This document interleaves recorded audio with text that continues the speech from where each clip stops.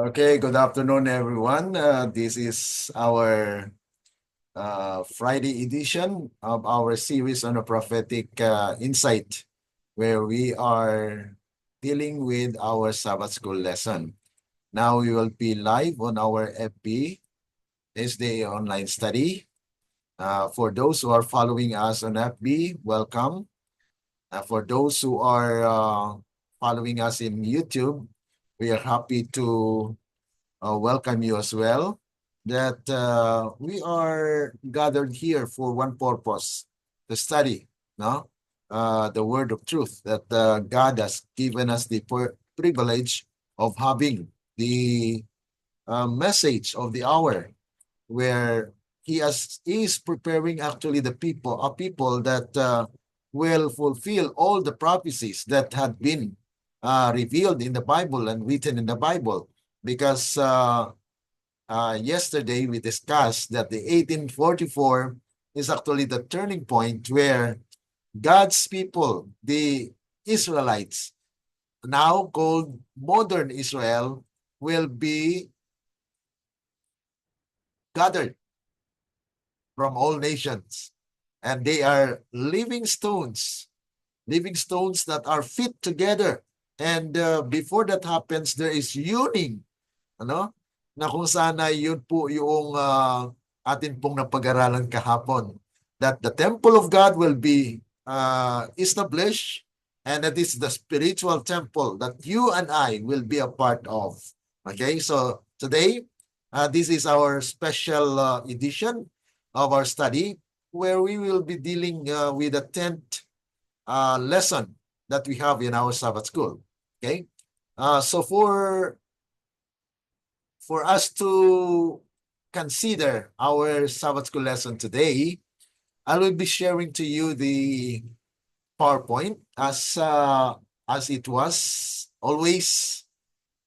Every Friday we have a presentation, the Sabbath school lesson, and I have already guided you how to enter into our link in Google site, where you can just type meet in due season and then slash SSL. So that will bring you and navigate you to our site, the Sabbath school lesson. And today we will be presenting this lesson. A sort of review, mga kapatid, ano? The title of our lesson for this week is The Way, the Truth, and the Life. And it was taken from the book of John, because this quarter we are talking about, or we are studying the book of John. Now, these are the scripture readings for the week that we can read, so that we have the background. Okay, and for our meditation, let us have this meditation. In Desire Wages, page 19, paragraph 2 says, by coming to dwell with us, Jesus, okay, was to reveal God, both to men and to angels. He was the Word of God, God's thought made audible. So ang isipan po ng Panginoon ay talagang pinahayag dahil sa pamagitan po ni Kristo na siyang salita. Ano? Dahil doon sa John 1:1, in the beginning was the Word, and the Word was God, and the Word was God. So ito po ay isang kapahayagan na kung ano po ang kalagayan ni Kristo, na kung saan ay siya po ang ating tagapagligtas. And He is the way. In his prayer for his disciples, he says, I have declared unto them thy name, merciful and gracious, long-suffering and abundant in goodness and truth, that the love wherewith thou hast loved me may be in them, and I in them. So this is revealing the character of God, which is bound in love. Kung saan, mga kapatid, ay yung pagmamahal niya sa kanyang ama ay nais niya pong i-share din sa atin. But not alone for his earthborn children was this revelation given. Our little world is the lesson book of the universe. God's wonderful purpose of grace, the mystery of redeeming love, is the theme when into which angels desire to look, and it will be their study throughout endless ages. Both the redeemed and the unfallen beings will find in the cross of Christ their science and their song. It will be seen that the glory shining in the face of Jesus is the glory of self-sacrificing love. In the light from Calvary, it will be seen that the law of self-renouncing love is the law of life for earth and heaven, that the love which seeketh not her own has its source in the heart of God, and that in the meek and lowly one is manifested the character of him who dwelleth in the light, which no man can approach unto. So dito po ay napakagandang passage po na nagpapakilala ng pagmamahal po ng Panginoon na siyang ating daan para magkaroon po tayo ng buhay na kung saan ito rin po ang pagkakapahayagan ng katotohanan na nasa kay Kristo. Na kung saan ay it was actually a magnificent scene where even the angels would like to look at. Kaya nga po ating pong tunghayan sa araw na ito, ang ating Sabbath School lesson, The Way, the Truth, and the Life. Okay, let us ask the Lord for guidance as we continue on with our study today. Let's pray.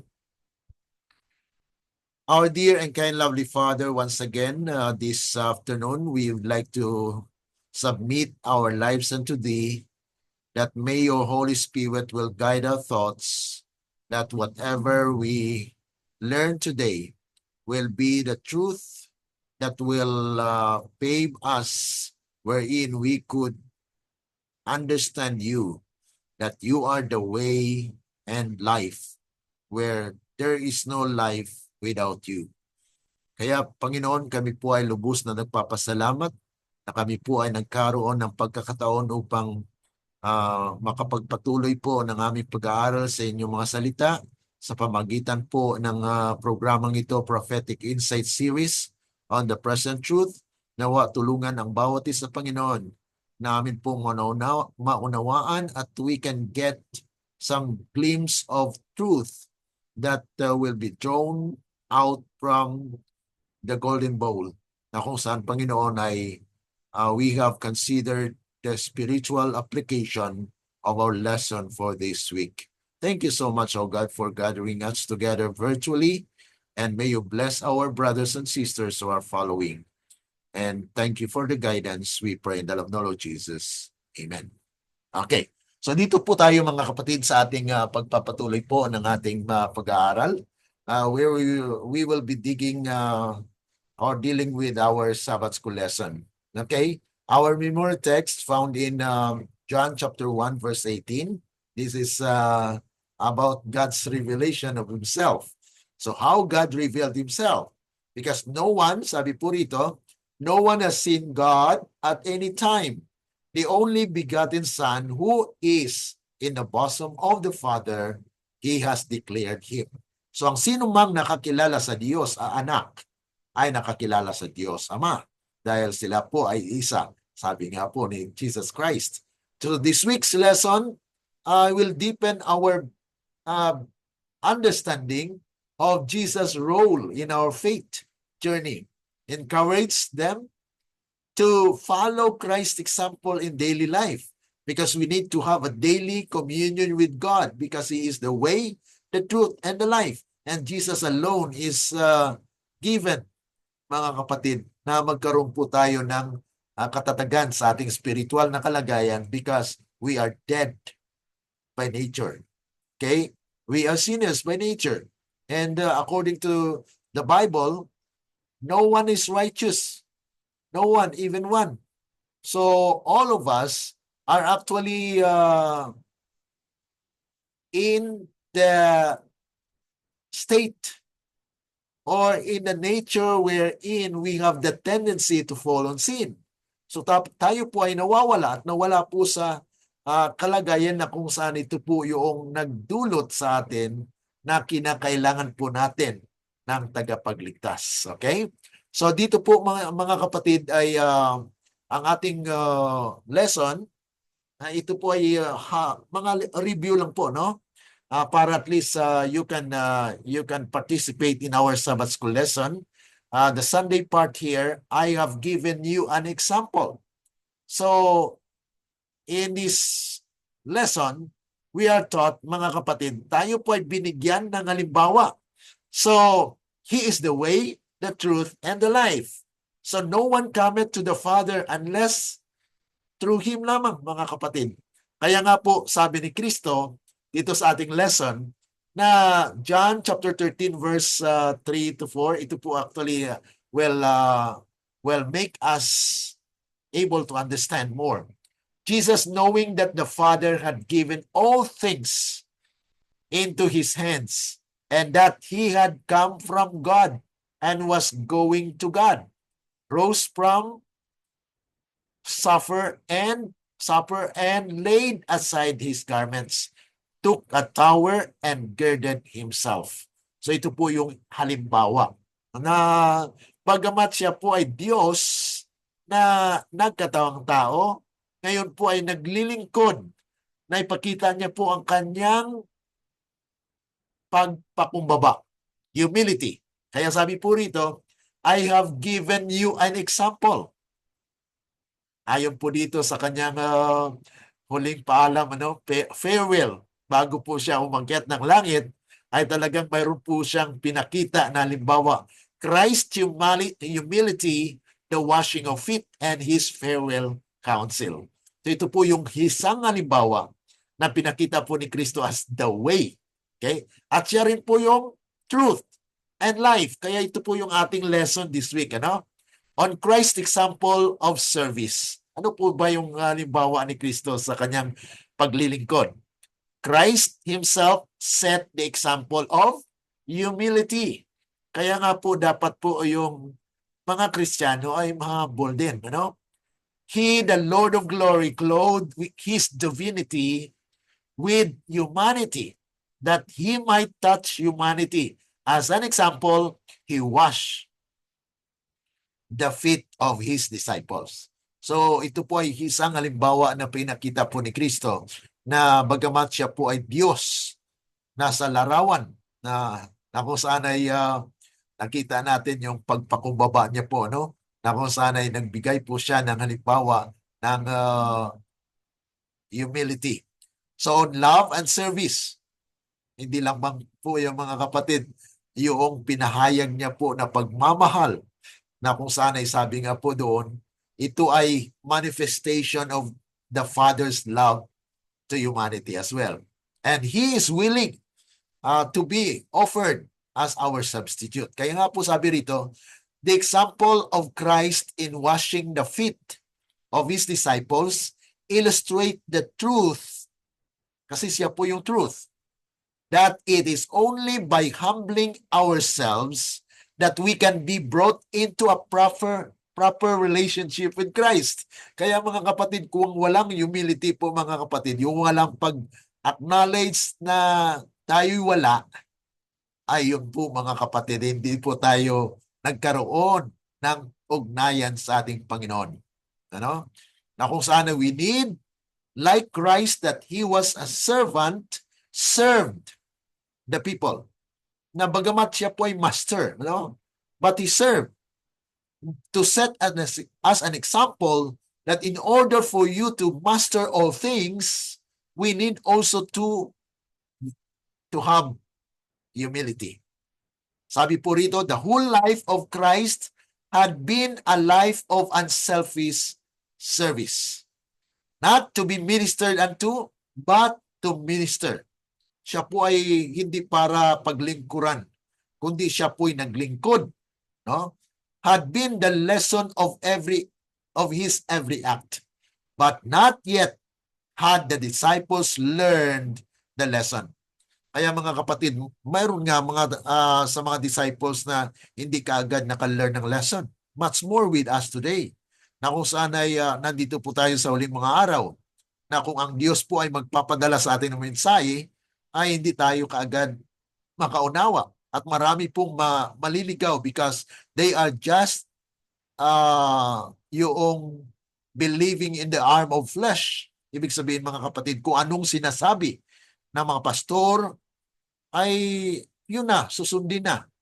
Pero walang personal na kaugnayan sa ating Panginoon, na kung saan, kung ang sino man na nagsasalita at nagkaroon ng katotohanan, ay kailangan po na magkaroon ng personal experience with Jesus. Kaya sabi po rito, but not yet that the disciples learn a lesson. At this last Passover, Jesus repeated his teaching by an illustration that impressed it forever on their minds and heart. Yan po yung kanyang iniwan, na bago pa man siya lumisan patungo po sa langit, sa holy compartment. Kasi po sa ating pinag-aralan this week, we study about the sanctuary. And after Christ's resurrection, mga kapatid, he stayed with the disciples for 40 days. And then after that, mga kapatid, he ascended to heaven. And his ascension to heaven brought him to the holy place of the sanctuary. At sa ating pong pinag-aralan this week, October 22, 1844, where Christ entered into the second compartment.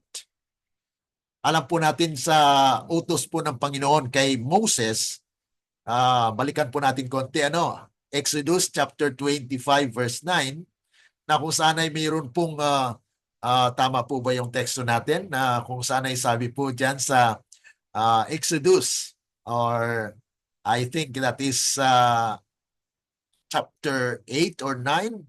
Let's check that one mga kapatid, na kung saan ay sabi po rin dito ng Panginoon, may inutos po ang Panginoon na gagawa siya ng gagawa po siya ng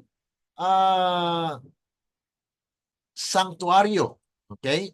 Atin pong tingnan. Okay. Dito po sa 25 verse 9. Umpisa natin sa 8 mga kapatid, At sinabit po ng talata dito, okay, chapter 25 verse 9. Umpisa natin sa verse 8. Okay? And let them make me a sanctuary, that I may dwell among them. Yan po ang ating pinag-aralan during the week, na kung saan ay si Moses po ay binigyan, o God has commanded him to make a sanctuary that he may dwell in them, according to all that I show thee, after the pattern of the tabernacle and the pattern of all the instruments thereof, even so shall ye make it. So yan po yung sinabi ng Panginoon kay Moses, na gagawin po yung sanctuaryo, na ito po ang tinatawag natin na kaparaanan, na kung saan ang Panginoon po ay mag-dwell. Kaya noong nag-ascend, umakyat si Kristo, after his ascension mga kapatid, nandun po siya sa holy place. Dahil may dalawa lamang compartment yung heavenly sanctuary, na kung saan ay holy place and the most holy place. At noong October 22, 1844, based on the reckoning of years that had been predicted in Daniel chapter 8, ay makikita po natin mga kapatid na yung 1844 has significant event na nangyari po, na it was shown to Ellen G. White mga kapatid, and even Hiram Edson. Si Hiram Edson mga kapatid ay isa sa mga pioneers ng Seventh-day Adventist na kung saan ay during that time, he was also one of the believer na naniniwala kay William Miller. Si William Miller po, siya po yung nagbukas ng mensaheng yan.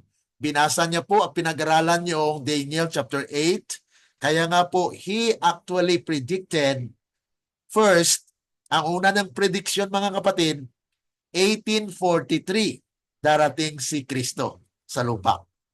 Pero noong 1843, na-fail. No? Kaya mayroon pong isang kapatid na nag-suggest, maybe we need to add one more year. Kaya nga po, they come up with 1844.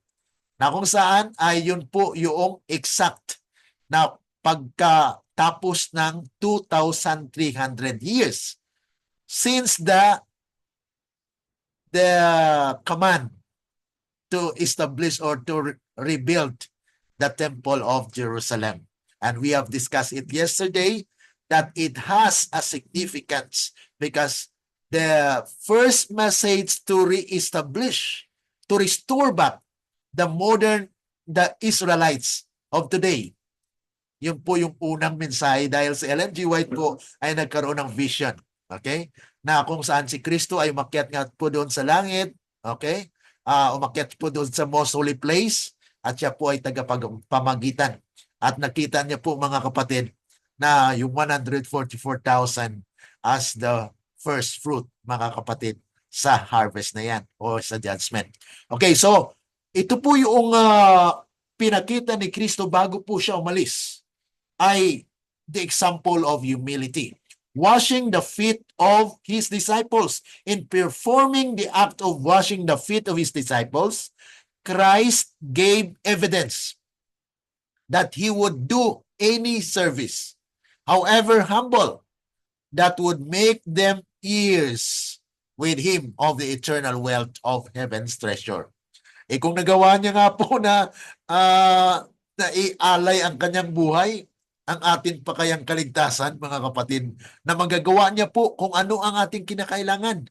We just believe that he will supply everything because he has done even after death ay pinagkaloob niya ang kanyang sarili para lamang na tayo po ay magkaroon ng kaligtasan. Yun po yung talagang napakagandang mensahe, the gospel, mga kapatid. Everlasting gospel na kung saan ito po yung preached by the third angel's message. On John 13, ito po ay isa sa mga reading scripture natin. John chapter 13 verse 3 to 4. Christ's knowledge and action, knowing that the Father had given all things into his hand. So lahat po ay pinagkaloob sa kanya kasi sabi rin po ni Matthew, Matthew 28 verse 19, na sabi rin po doon na all authority has been given to him, no? Kaya nga po mayroon po siyang great commission that we need to go and teach all nations. He says he was fully conscious of his divinity, but he had laid aside his royal crown and kingly robe and had taken the form of a servant. Wow. So that is an example of humility, mga kapatid. Teaching humility and service. Christ's example forbid exclusiveness at the Lord's Supper.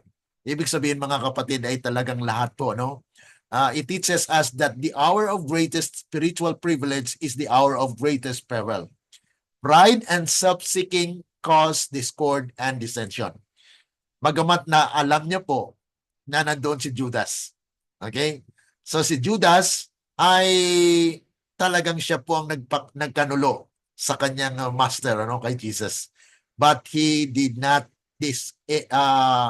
hindi po niya na okay, you are excluded dahil ikaw po ang papatay sa akin. Di ganon, mga kapatid. So ang Panginoon po ay nagbigay sa atin ng halimbawa. Kahit anumang kasama ang mga kapatid, kaibigan, at sino pa man dyan, mga kapatid, ay dapat po yung ating respeto, ang ating pong pagmamahal ay nandun pa rin. Bagamat sabihin natin mga kapatid na they are the enemy of God, but yet we need to exercise what Christ has done. Na kung saan he is not, he has not have the spirit of tinatawag nating exclusiveness. Na you are exclusive, na talagang kwan ka na. Hindi ka bagay dito, hindi ka kasama dito. Hindi po ganun ang Panginoon. So, dito po ay pinapakita lamang na si Kristo po ay nagpahayag, ang napakita po ng the way, daanan natin na bilang mga Kristiyano po ay mamuhay din po tayo katulad kay Kristo. So on Christ's farewell discourse, in his farewell discourse, Jesus gave to his disciples an assurance of divine help and a promise of eternal companionship. He pointed them to the source of their strength. Kaya ang Panginoon po ay nagbibigay po talaga ng pag-asa, no? Na bagamat mawala man siya, ay sabi niya po, ang promise niya, John 16:13, howbeit that when I go, okay, I will send you the Holy Spirit, the Comforter.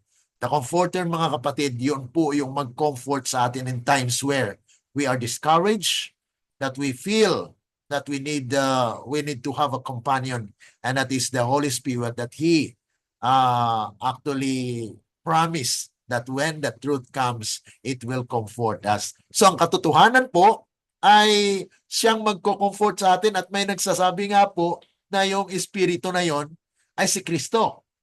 Oh. Pero we cannot deny, mga kapatid, na they are distinct person. Kaya nga po, next lesson natin, we will be talking about Trinity.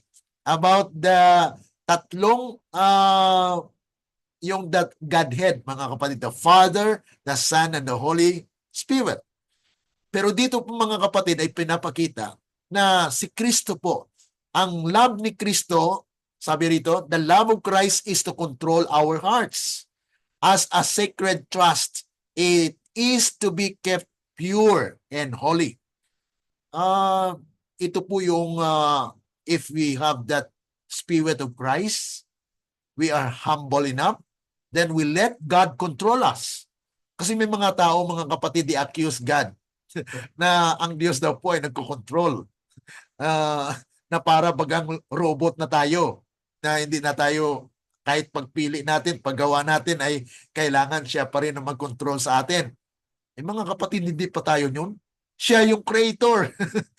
Dapat we need to acknowledge Him as a creator. Siya pong gumawa, ay kung wala siya, ay wala rin tayo. Bakit tayo mag-question na He wants that He controls us. Kaya nga po, binigyan tayo ng freedom no?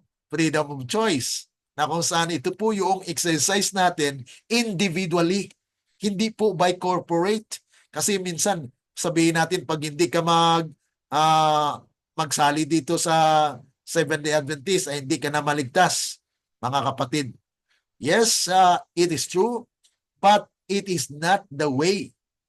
Ang way po natin sa kaligtasan, si Kristo.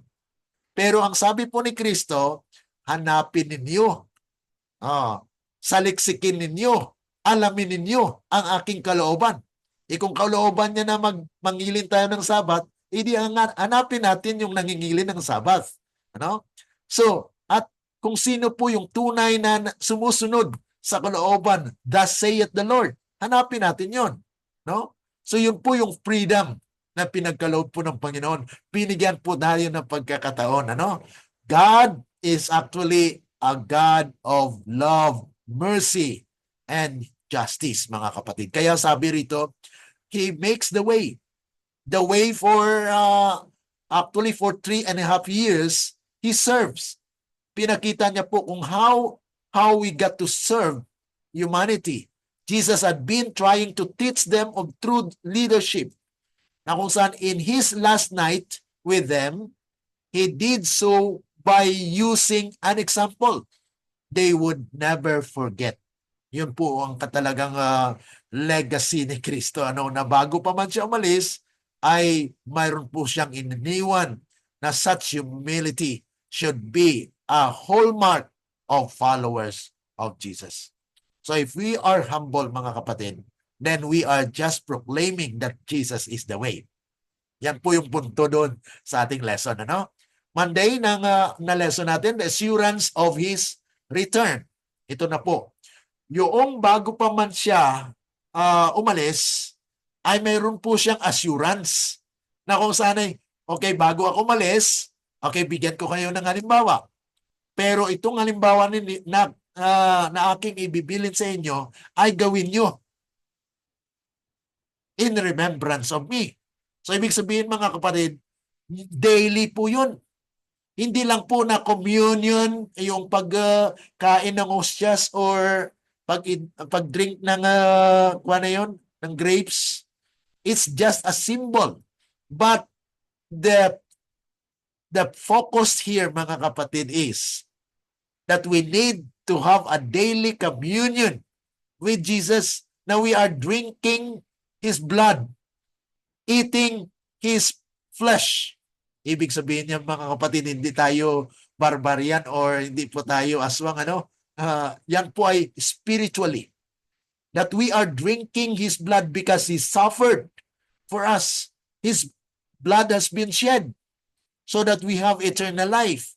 And His word is a bread of life na kinakain po natin yung salita niya. Ibig sabihin, naging bahagi po. Kasi pag kumain po tayo at uminom, ano pong tungo niyan? Saan po yan tutungo? Di po ba sa buong katawan natin? So it means it is a symbol of the whole, mga kapatid, na kung saan tayo po ay ang dugo ni Kristo, ang kanyang sakripisyo, ay nananalaytay sa ating lahat na mga veins, arteries, part of our body. And it's the whole body, mga kapatid. Ganun din ang pagkain ng tinapay. Ayun po yung mga symbols na ginamit po ni Kristo. Na kung saan, that is communion. Daily communion with Jesus. Not just monthly or weekly na magkaroon ka ng communion service. Katulad po sa church ngayon sa Catholic, na if you go to the church, ay yun po ay kakain ka ng tinapay, ostias, it's the symbol, but it was a ceremony, mga kapatid. Ang most effective at nais po ng Panginoon na makita sa atin ay yung araw-araw na ating buhay. Na kung saan manifestation of His work in us ay makikita sa ating gawa. Okay? That's why we cannot separate the faith and works. Hindi po yan ma-separate. Kasi pag sinabi natin faith plus work equals salvation, it could not be, mga kapatid. Faith that works. Ibig sabihin, ang pananampalataya na gumagawa. Na kung saan nananampalataya ka nga, ipakita mo nga na may pananampalataya ka sa pamagitan po ng iyong gawa. So, the works is actually a condition or a result of what you have in Jesus. Because He has given you the gift of faith, ngayon may kapangyarihan na po yan na gagawa ng mabuti. Kaya nga po, siya ang the way. Sabi rito, Christ's ascension to heaven was the signal that His followers were to receive the promise and the assurance He gave them that He would come again, confirm the hope of every believer. Kaya nga po, during the time of the Millerites movement, the people of that date or that time was eager.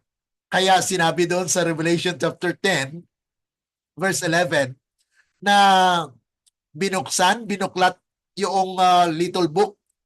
They eat it. Kinain nila. Okay? Matamis as honey. Pero pagdating sa tiyan, mapait. Yun po yung great disappointment. Dahil they're expecting that Jesus will come in October 22, 1844, but yet they misunderstood that the sanctuary is actually in heaven, that the records of those who have died will be investigated. Okay? So yun po mga kapatid na kung saan ay may confirmation na babalik po si Kristo. Pero ang pagbalik niya ay hindi po 1844, kundi siya po ay pumasok doon sa most holy place to plead, to mediate para ang tao ay may kaligtasan. Hindi lamang po natatapos doon. Yes, Jesus Christ said, it's complete.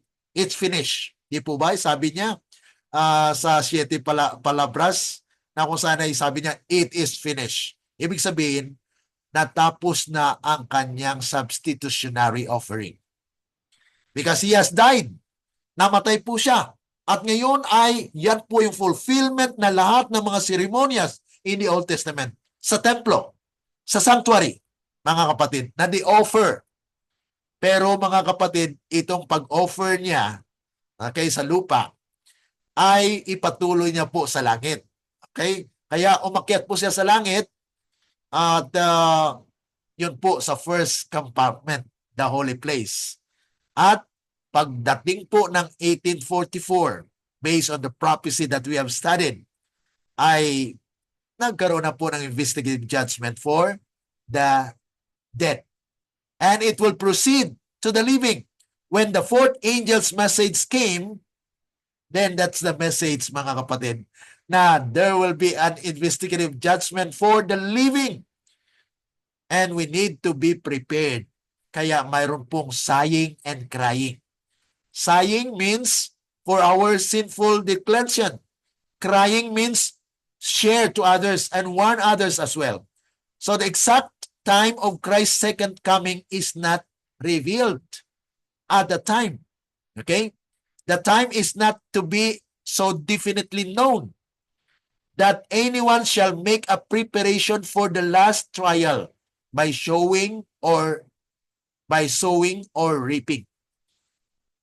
Yung sinasabi dito mga kapatid na coming, na kung saan ay he will actually have the people to prepare when he's coming. He's coming in the temple. That is actually the judgment. The judgment for God's people, mga kapatid. On heaven's preparedness, heaven is a ceaseless approaching to God through Christ.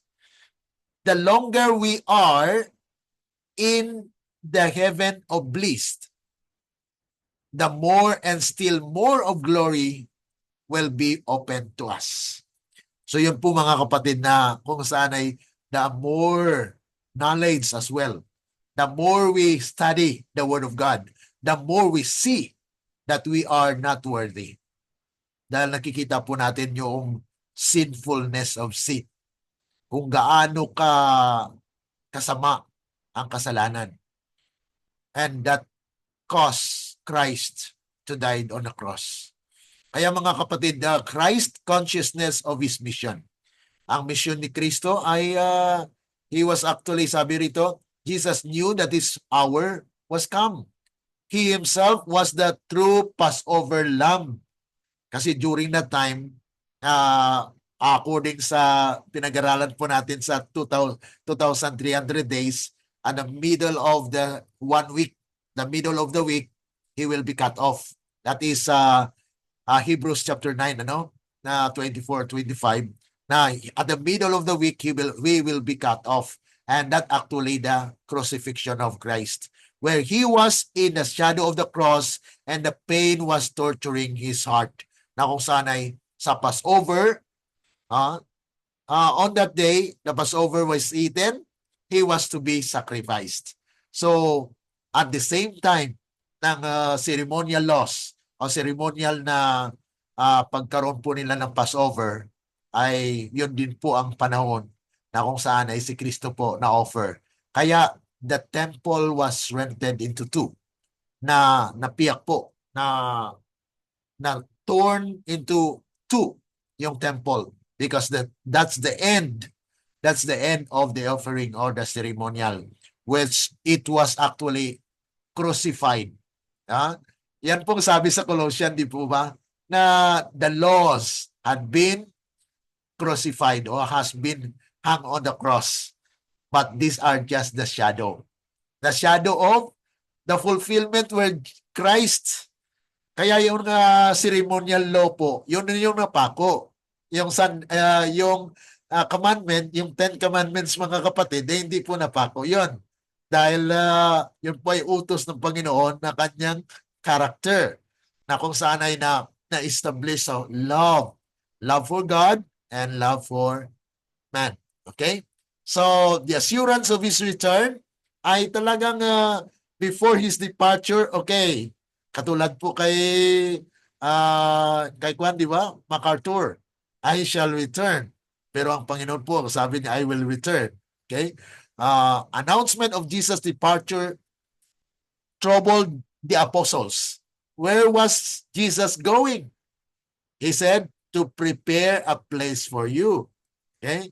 So he immediately assured them that it was not a definite separation. Ibig sabihin, hindi po siya ang katapusan, ano? He would certainly return to take them to the place he would prepare. So God is preparing a place. Jesus is preparing a place. The parting word was going to be hard. Jesus was going to die.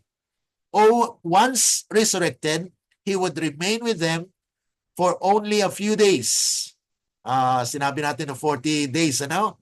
And 10 days after, yun na po yung Pentecost na nagkaroon po sila ng banal na espiritu. Yun po yung tinatawag natin na the early rate na kung saan ay sa yung unang application ng Pentecost na mayroon pa pong second Pentecost, the latter that will actually all the flesh will have the power. Jesus never lies. He promised to return and he will do so. Soon we will join the apostles in welcoming Jesus and accompanying him to the rooms that will be prepared for us in heaven. So yan po mga kapatid na kung saan ay ang Panginoon po ay naghahanda ng lugar natin. Bagamat sabihin natin na yun po yung pagdating niya, he will take his people. Okay? Dahil ang lupa po ay maging desolate po ito within 1,000 years. At 1,000 years, the people of God are there in heaven are actually that is the judgment for the wicked na mayroon po tayong pag-aaral dyan later. Ano? So dito po ay sinabi ni Kristo, I am the way. Na kung saan ay on Christ being the only way, He actually direct us to our salvation. Walang ibang way mga kapatid. Walang iba na hindi maligtas ang tao sa iglesia. Okay? Sabihin natin pag hindi ka pumasok sa iglesia na ito, hindi ka maliligtas. Partly mayroon po siyang katotohanan pero hindi po siya ang totoo. Okay? Because our way for salvation is Jesus Christ, not the church. Okay? Yun po yung pagsimba natin, yung pagsapasakop natin sa iglesia, yun po ang kalooban ni Kristo. Kung ang kalooban po ni Kristo ay nasa atin na, dahil we submitted, we humble ourselves before Him because He offered to us salvation. And so we receive. Okay? Iba po yung tinanggap mo sa tumanggap ka. Okay? So dahil bukas ka, then tumanggap ka. So God bestowed to you because you are open. Okay?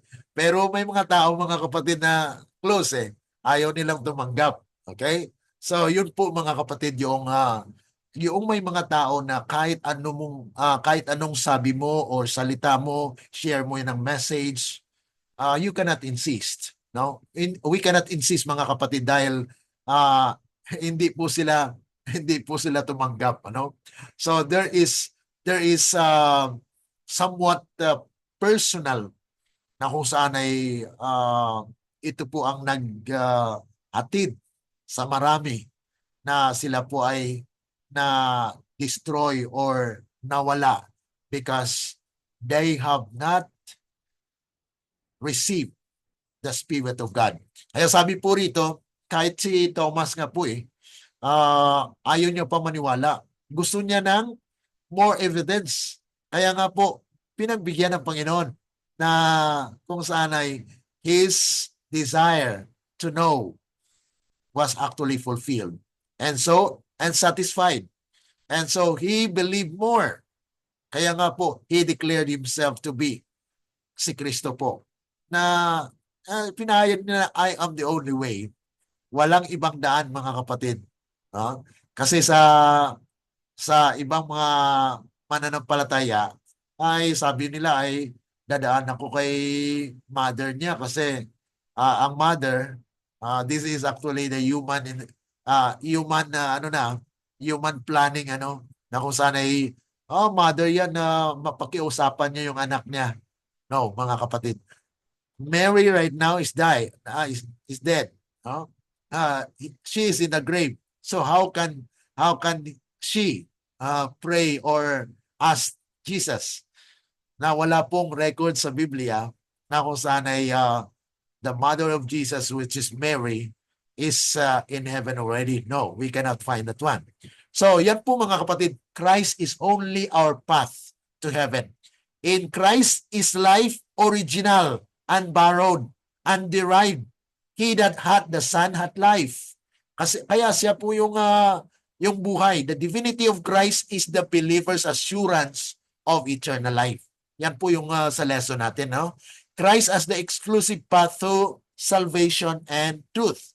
On following Christ's path, Christ himself is the truth and the life. Kaya nga po nagbigay siya ng halimbawa.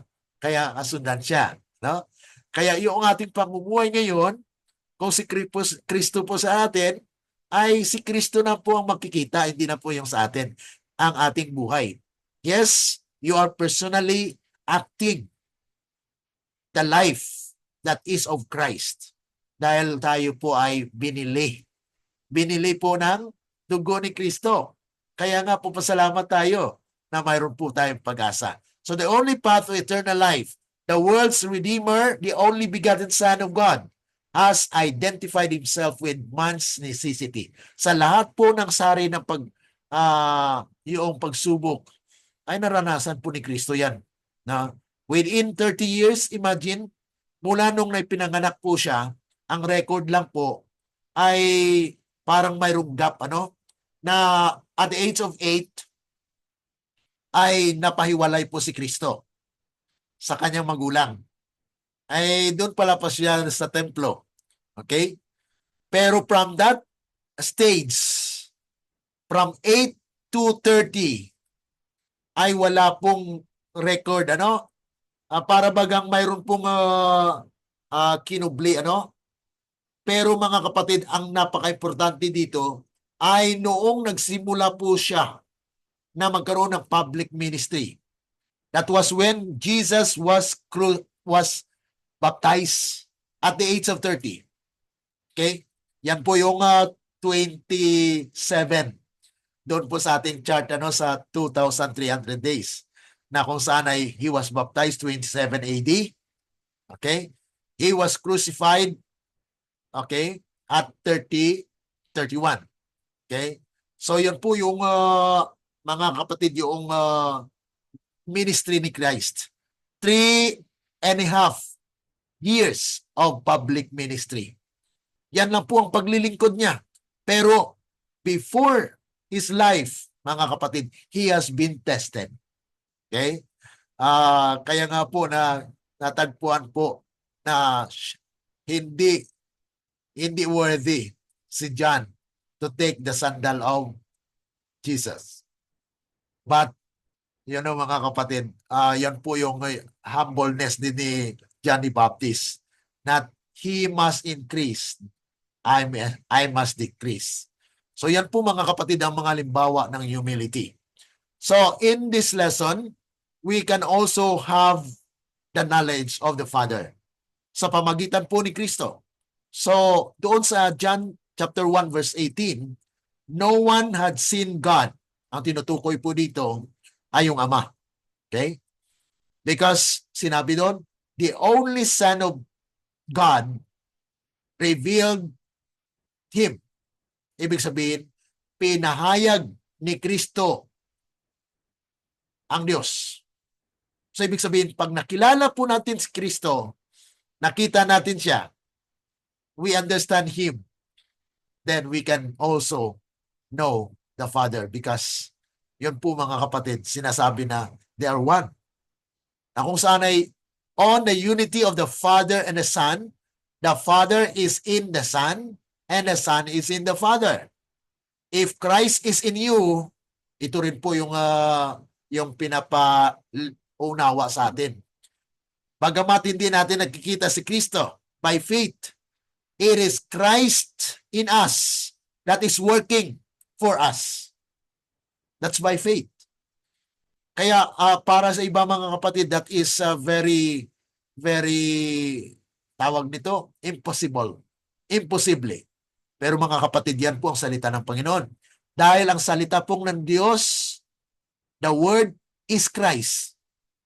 Kasi I am the way, the truth, and the life. So, kung siya po yung katotohanan, the Word of truth is Christ. Yun po, the hope of glory. You will bear the same fruit as Christ. Dahil ang pag-asa po ay nandun na sa atin. Dahil ang salita ni Kristo ang siyang pag-asa ng tao na mag-glorify po ang Panginoon. So the hope of glory will be seen in us. That we bear witness that Christ is in us. Na si Kristo po ay nasa atin. Ano? God's character revealed to Moses. Revelation of God's character. When Moses asked to see God's glory, the Lord passed before him and proclaimed, the Lord God, merciful and gracious, long-suffering and abundant in goodness and truth. This is God's character revealed fully in Christ. Kaya nga po, yung mukha ni Moses pagbaba niya ay talagang nag-iba because he was consumed by the glory of God. Na talagang nakitaan po siya ng glory ng Panginoon because that is the light that has shown to Moses, mga kapatid, na talagang nakakita sa Diyos. Okay, nakita niya po si Kristo. Because yan po yung sinabi niya, anong pangalan niyo, Panginoon, na isasabi ko sa Israel? Sabi po ng Panginoon, I am. I am po is tetragrammaton name of God, na kung saan ay hindi ma-pronounce yung kabanalan ng pangalan ng ating Panginoon. Ngunit mga kapatid, ito po ay isang pagpapahayag lamang na God has mysterious revelation of His nature, na siya po ay divine, na kung saan ay nanahan sa human flesh ang divine. Kaya tayo rin po mga kapatid, when Christ dwells in us, then divinity of Christ will become us or become ours. Kaya sinabi doon sa Romans 1:12 na kung saan ay, but as many as receive Him becomes the son and children of God, mga kapatid. Sons and daughters of God. So we are all candidates for God's children, mga kapatid. So Christ as the embodiment of truth, revealing God's character and leading us to spiritual freedom. Freedom, spiritual freedom, bakit po mga kapatid? Because we are spiritually not condemned. Free tayo from condemnation kasi wala ka ng condemnation because you are obedient to God. The life of Christ is in you. The life of obedience is in you. And we are actually manifestation, yung mga works natin, manifestation of Christ work in us. Christ as the complete truth. Siya po yung buong katotohanan. Christ is the way, the truth, and life. To every soul, Christ is the truth, the living way that leads to the Father. Kaya nga po mga kapatid, walang makarating sa Father kung wala tayong katotohanan na tatanggap. Okay? Because yung katotohanan na tatanggap mo, si Kristo. Okay, so that's That's the mystery. The mystery of how faith comes to us, mga kapatid. Na kung saan ito po ay regalo ng Panginoon. Panginoon, salamat dahil it's in our own understanding, it's vague. Parang wala ba? Pero mga kapatid, through the eyes of faith, through the Word of God, dito po ay lumiliwanag ang ating pananaw spiritually. Because the truth is Christ's life and teaching. Yan po mga kapatid, yung buhay ni Kristo ay nasa katuruan niya. Nasa Ten Commandments, nasa mga katotohanan ng ating pinag-aralan. Yun po yung kabuuhan ni Kristo. Kaya silyuan po tayo ng katotohanan. Hindi lamang ng Sabbath. Kasi sinabi po mga kapatid, ang silyo para sa bayan ng Diyos ay Sabado. Pero may sinabi po si Ellen G. White, not all Sabbath keepers will be sealed. Ibig sabihin mga kapatid, hindi lahat ng mga Seventh-day Adventists ay masilyuan. Ibig sabihin mga kapatid, ang Sabado ay hindi po silyo ng proteksyon, kundi yun po ay silyo ng pagkakilanlan. Iba po yung silyo ng pagkakilanlan na ikaw ay bayan ng Diyos sang sa silyo ng proteksyon. Yung silyo ng proteksyon, that is the time where there will be a Sunday law. Okay? Now, the seal of God ay matatanggap sa mga taong bayan niya. Ibig sabihin, if you are the children of God, which is Sabbath keeper, okay? Paghanda po tayo, pinigay po yung liwanag, okay? And the latter rain, dahil sa napag-aralan po natin, the rain falls, there is a spirit coming, the angel speaks, and the judgment, the purifying, the purity, pinipurify po tayo. So yun po yung mga process na kinakailangan po maging kabahagi po sa ating buhay. Because those are the truth. Yun po yung kabuuan ng katauhan ni Kristo. O ang kanyang likas ay nasa buong katotohanan. Kung wala sa iyo ang isang katotohanan doon, yun po ang disqualification. Ma-disqualified po tayo dahil ang katotohanan po ay si Kristo. Kung ang bahagi ng katotohanan ay hindi po natin natanggap, yes, sabihin natin, ito ang totoo, ito ang totoo. Yes, we have this truth, but yet may isa po na hindi natin pinaniwalaan. Kaya nga po kailangan natin na masusing pag-aaral at panalangin na i-guide po tayo ng Panginoon, because the truth, the embodiment of truth is Christ. So Christ Himself is the truth to us. Kaya kung anong katotohanan ay pinahayag, ay dapat tanggapin. Bakit po? Dahil yun po si Kristo. Pag inireject mo po yan, ay para bagang nireject din niyo o din natin ang Kristo. Dahil siya po ang katotohanan. Okay? So at least nakuha po natin yung buong konteksto po niyan. Na kung saan siya po yung katotohanan. He is the truth. And the Word made flesh. Ito po yung mga prinsipyo at mystery. Jesus as the embodiment of grace and truth. Kaya yung biyaya po, si Kristo pa rin po yun. Kabuuan ng ating kaligtasan, si Kristo. So Christ-centered. Dahil siya po ang nagbigay ng kanyang sarili. Siya po ang creator at siya rin yung redeemer. Kaya nga po, lubos ang ating pagpapasalamat at pagpupuri. Pag makita po natin ang Panginoon, we will just sing praises to Him and we will sing our own song, the song of our experience. Kaya yung 144 mga kapatid has a special song. Okay? Because they have different na karanasan. They have passed through different challenges in life. Because they will be forsaken. They will be ridiculed. They will pass through with the experience of Christ as well. Yun po, drinking in the cup of Christ's suffering. Okay? So, truth and grace in Christ in Christ is perfect harmony with truth. Kaya nga po kung wala yung isang katotohanan sa atin, yun po ay disqualification. Kasi ang buong katotohanan ay yun po si Kristo. The all truth. He is the living representation of the law of God. Yan po yung sinasabi sa inspiration. These are wages. Through Christ, the grace and truth of the Father's character shine forth. Kaya po lumiliwanag ang ating spiritual na pananaw sa pamagitan po ng salita ng Panginoon. Sa pamagitan po ng kautusan niya, pamagitan po ng prophecy, lumiliwanag po yan lahat.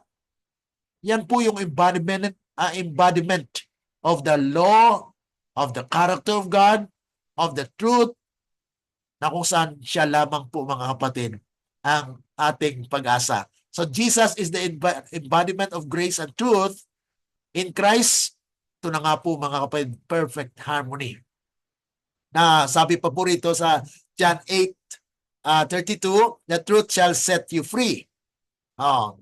Spiritual freedom through the truth of Christ. Free po tayo sa ano? Free from condemnation. Hindi ibig sabihin na free ka na kahit anong gawin mo. No, it's not. You are free from condemnation. Free from the destruction because you have the truth.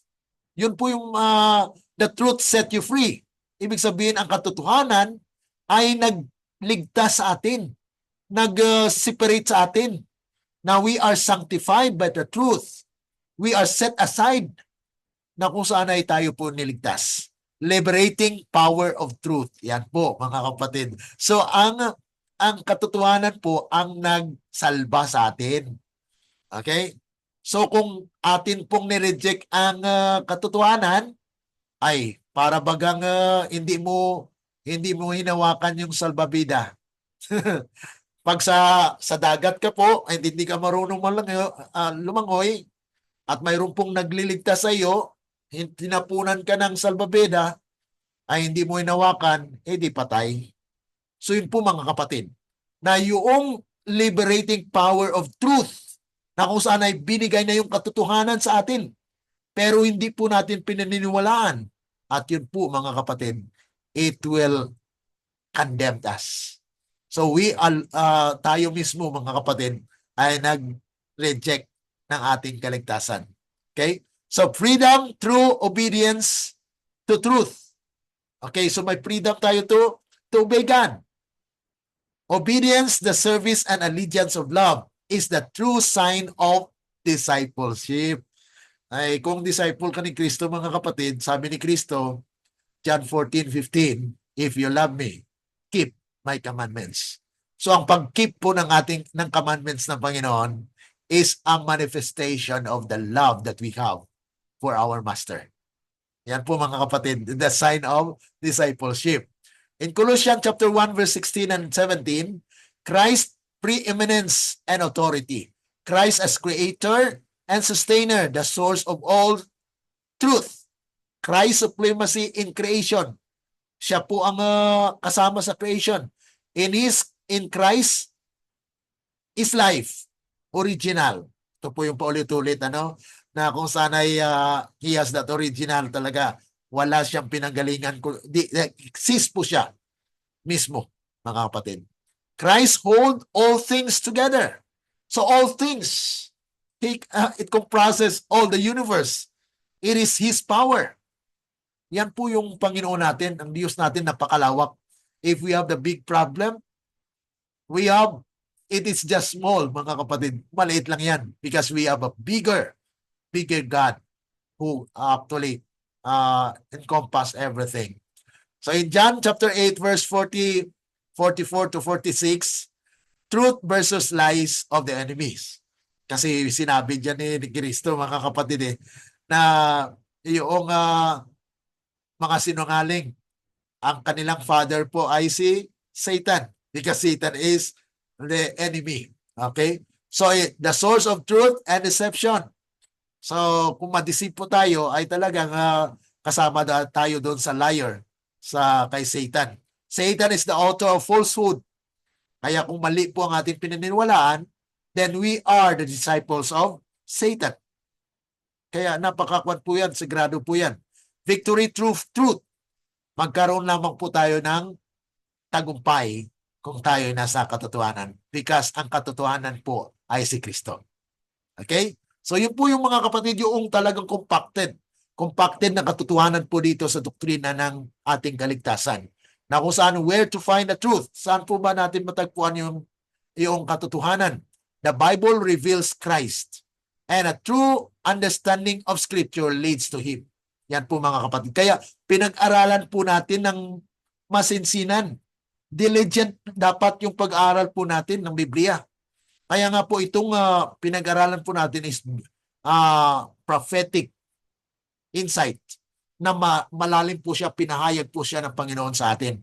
The Scripture center on Christ. The whole Bible tells of Christ. Dahil John chapter 5 verse 39 says, search the Scripture, for in them it testifies me. Okay? So yan po ang nagpapahayag kay Kristo. At marami po actually mga talata sa Scripture. Luke 24:27, Christ expounded the Scripture. Na bago po siya punta doon sa punto, ay binabalikan niya po ang Old Testament. So we cannot separate the Old and New Testament, mga kapatid. So Christ revealed in all Scripture. All Scripture are written for for instruction, mga kapatid. For reproof. All of these are part of the work na mangyayari po. Na kung tayo nag-aaral ng salita ng Diyos, mga kapatid, ay we have the light and He is embodied. Nandoon po siya sa katotohanan. At ang Scripture fulfilled. Scripture fulfilled in Christ. Dahil siya po yung katuparan ng Scripture. Kasi kung ano ang nakatala doon sa ceremonial law o ceremonial na services, ay siya po yung katuparan. So all the things that He has promised, there will be fulfilled in Him because He is the source of knowledge. He is the source of life. He is the way, the truth, and the life. Yan po mga kapatid, on a general theme of the Scripture revealing truth. Dahil ang buong Biblia po mga kapatid, ay yan po yung kapahayagan ng buong katotohanan. Hindi lamang po ang 28 fundamental doctrines. Kasi sa Seventh-day Adventist po, ay makapag-aral po tayo ng 28 fundamental doctrines. Pero hindi lang po yun ang katotohanan. Yan po ay fundamentals. Pag sinabing fundamentals, basic or yung fundamental siya na principle. Pero sa loob noon, mga kapatid, mayroon pong mga peripheral, yung mga nasa side, mga kapatid, katulad ng yung 144,000. Sabihin nila, wala sa doktrina. Pero mga kapatid, nandun po yun sa sanctuary doctrine. Sa sanctuary doctrine po natin, nandun yung investigative judgment for the dead and investigative judgment for the living. Nandun din po yun sa third angel's message. Sa first angel's message, mga kapatid, nandun po yung kapahayagan ng pag-glorify sa ating Panginoon. Kaya mag-glorify ang Panginoon sa pamagitan po ng purity. So there will be a purification, mga kapatid, sa bayan ng Diyos. So the role of the Bible in spiritual growth. Ang role po ng Bible is to feed us. Pinapakain po tayo. Kaya may aral po tayo sa Universal Dairy. Isaiah chapter 7 verse 21 to 23, that the man nourished the young cow and the two sheep. Ang young cow na yun, mga kapatid, is actually a symbol of producing milk. And in the Bible prophecy, milk is what? Milk is the truth, the basic. Because the baby will drink milk. But when it is processed, kaya out of the abundance of milk, ayon po doon, Universal Dairy po kasi. Out of the abundance of milk, butter has been the one that will feed the left in the land. Those who are left in the land will be fed by the butter. Butter is a churned milk. It's a process. Ibig sabihin mga kapatid, yung milk ay para sa bata. Pero yung malaman ng mga mensahe, kaya mayroon pong meat in due season na kung saan ito po yung present truth. Na we are growing, na kung saan ay nasa huling kuha na po tayo sa maturity, na kung saan ang katotohanan lamang po mga kapatid ay matagpuan po doon sa Golden Bowl. Zechariah chapter 4, that there was two pipes that draw oil from the olive trees and drawn empty itself into the golden bowl. And the golden bowl has 7 pipes that goes to the candlesticks. And the candlesticks is representing a church. That the lamp is actually the lives of the people in the church, where they will be lightened when they are supplied by the oil. The oil is the truth that will make our lives shine. And it will be a revelation of Christ because He is the way, the truth, and the life. So without Him, no one can have that true light, mga kapatid.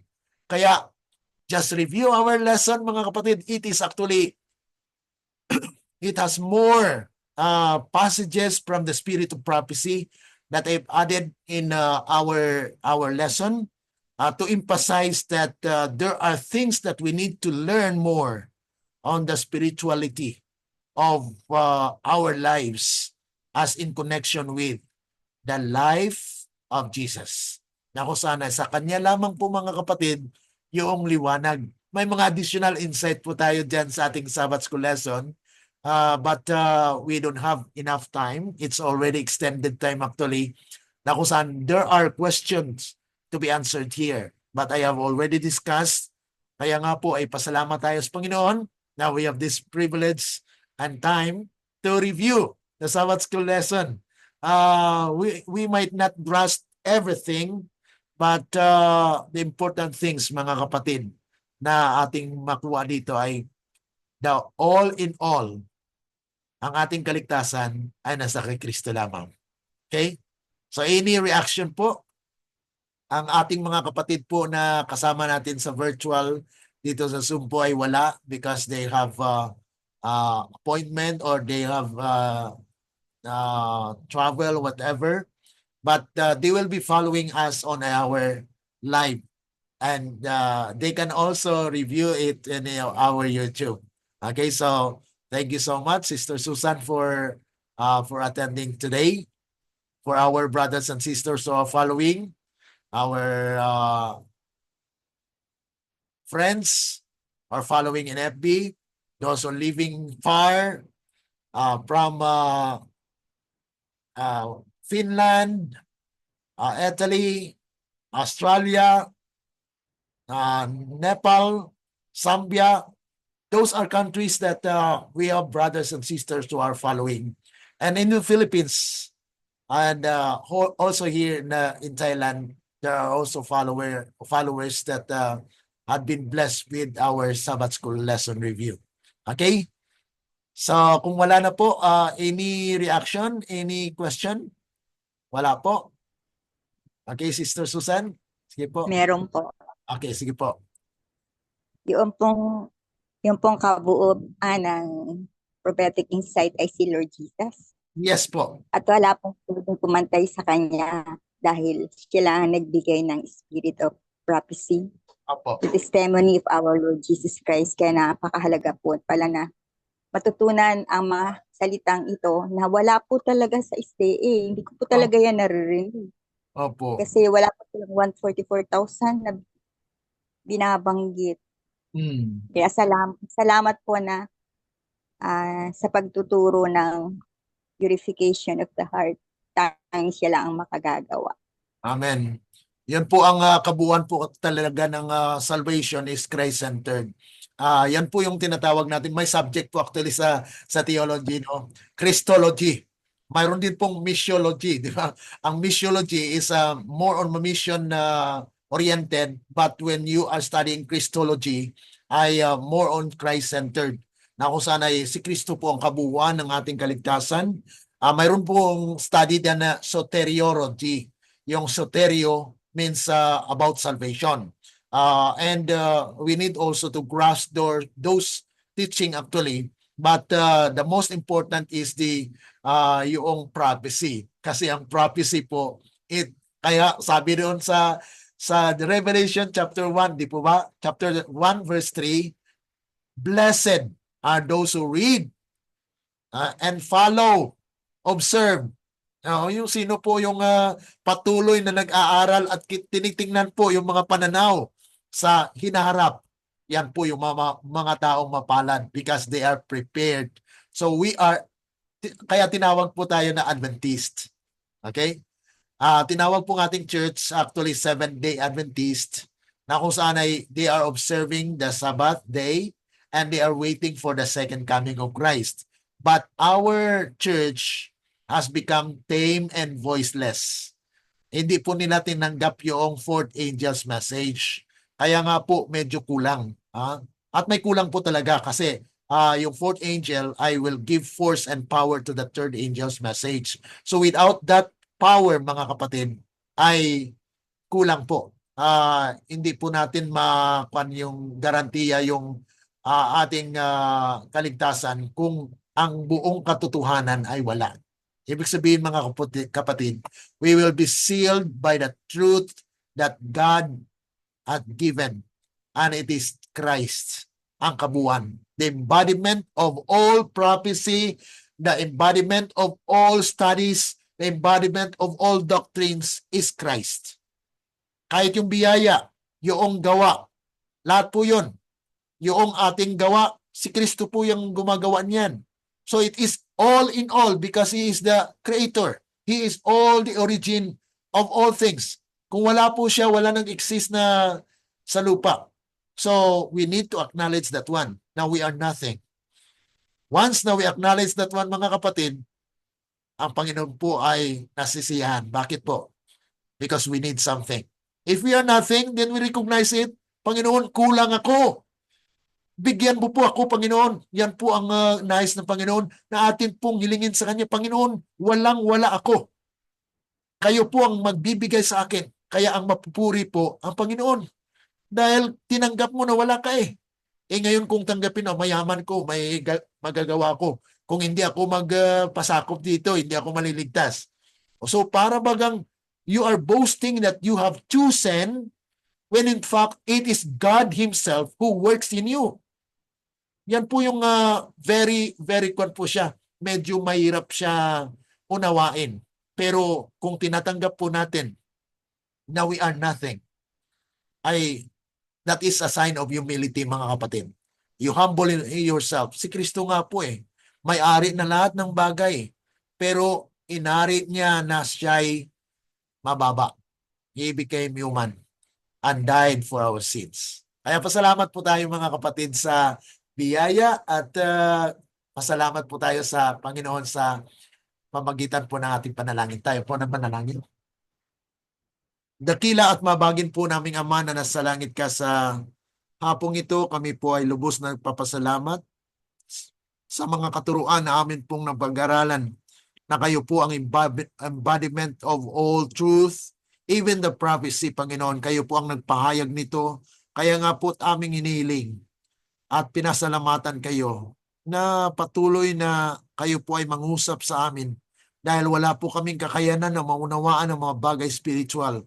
Dahil kami po ay nasa laman at kailangan po namin ang inyong banal na espiritu na siyang lulukob sa amin upang kami po ay gumawa ng mga bagay ayon lamang doon sa inyong kalooban, na kung saan ang kapurihan po ay maibalik sa inyo dahil kayo po ang siyang nagbigay ng kapangyarihan upang kami po ay magtagumpay, na binigyan niyo po kami ng karapatan na magiging anak ninyo, Panginoon. Kaya salamat sa biyaya, salamat sa lahat ng kabutihan ninyo na ipinamala sa amin. Salamat sa katotohanan.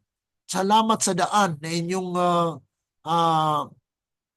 binigay sa amin, Panginoon, na kayo lamang ang siyang daan patungo sa Ama na magkaroon po kami ng buhay na walang hanggan. Ito po ay aming dalangin at aming tanggapin sa pamagitan lamang po sa pangalan ng aming Panginoong Yesus. Amen. Let the words of our mouth and the meditations of our hearts be acceptable unto thy sight, O Lord, our strength and our Redeemer. Amen. Amen po. God bless, Po. Sister Susan. God bless. Salamat Bye-bye po. po. God bless you po. Okay, bye-bye. Bye-bye po.